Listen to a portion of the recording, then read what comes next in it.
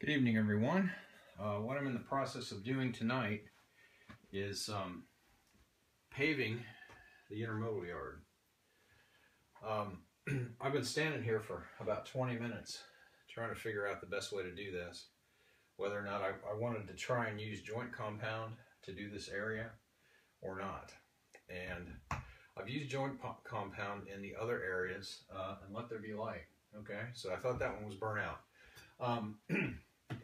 I used joint compound back in the corner there in the church scene to create the road, and painted over it, sort of a gray color that I had mixed myself. And I was happy with how that turned out, but I wanted to do something similar here, and I've chickened out on using the joint compound. And what I've decided to use, at least I can dry fit this, and I'm not happy with it, I can take it out.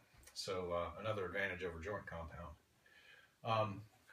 This material here, which is photo matting, which you can get at pretty much any arts and crafts store. I got this down at Hobby Lobby. You can get it at Michael's and other craft stores. And what it's used for is custom making photo mats. When you buy a frame and you put a mat in there, and then cut out the center of the mat and the picture goes in. So that's what this is. It's probably, I don't know, a little bit less than an eighth, maybe 3/32. And it works really well because it's about the height of the rail itself. So you can butt it up right against the outside of the rail, and it makes a nice flat surface, and it doesn't go above the rail. And obviously it's not going to get anything on top of the rail that I would have to remove later. So my thought is to cut some strips, I don't know what this is, about 6 inches long, right about 7 inches long. The reason I chose 7 inches is that was the width from here to here of my scrap piece of mat, and I'm making these 2 1/8 inches wide, only because that's the distance from the outside edge of my rail over to the edge of the cork. So I'm going to cut several of these and lay them in there, and then we'll take a look and see what we think about that.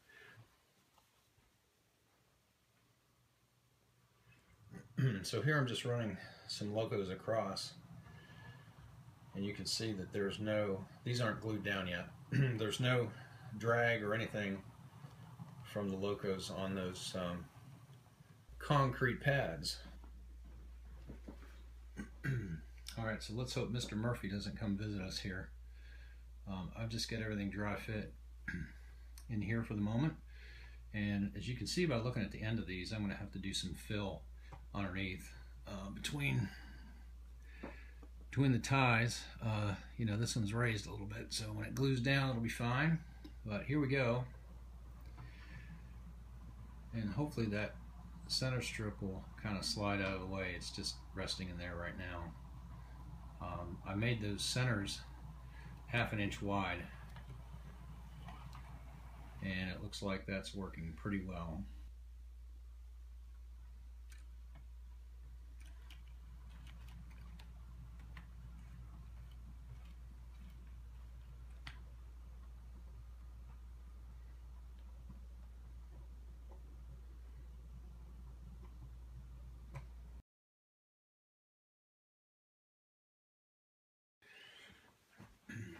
Alright guys, so this is phase 2 of the intermodal yard paving, and phase 1 didn't go very well.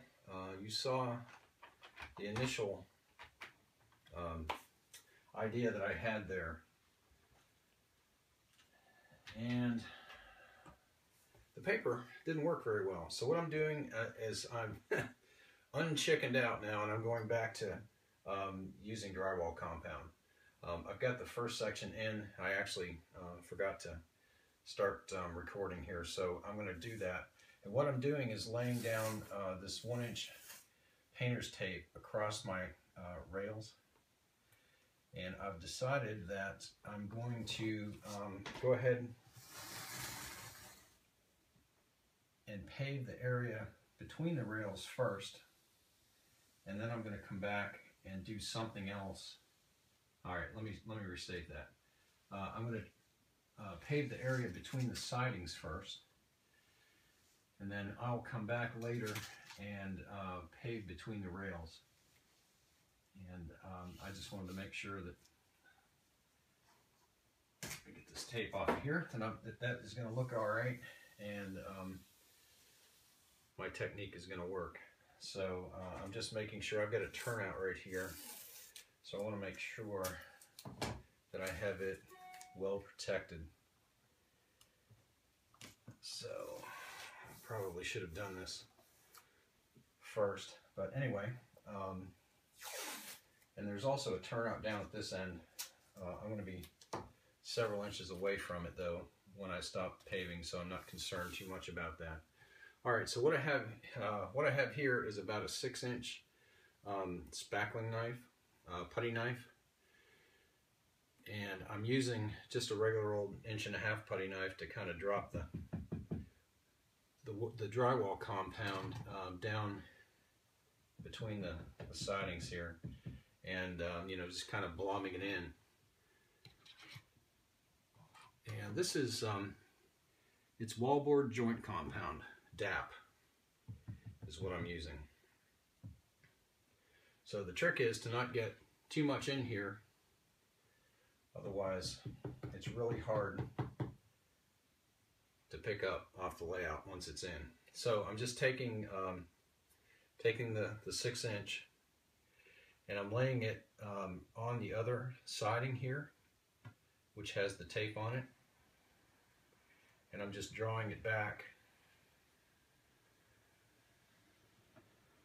to smooth out that surface.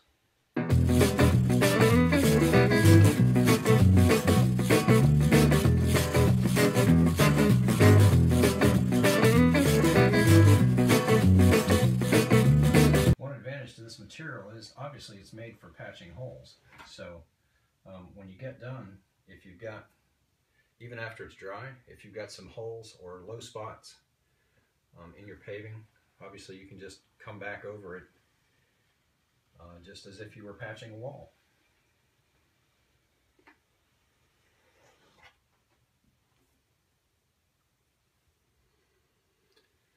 So I guess watching me do this is not quite as bad as watching paint dry, but it's pretty cool.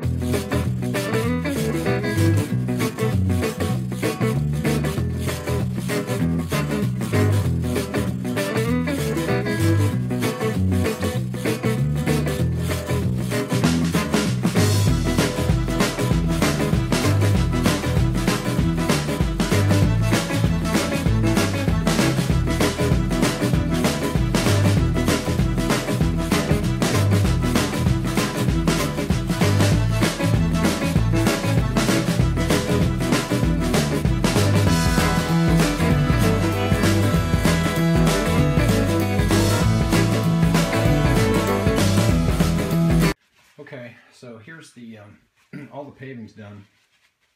It's obviously still wet. Just cleaning off my tools, make sure they don't end up covered with drywall compound.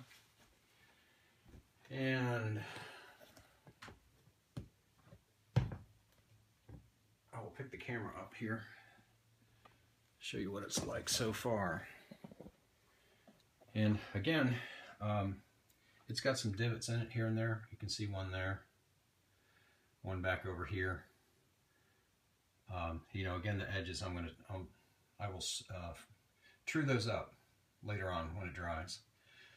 The thing about and obviously anything that's high, any of the high spots in there, you can just sand down easily. So the issue with this stuff is that it does dry fairly quickly, and you can't mess with it too much. Right over there where that one divot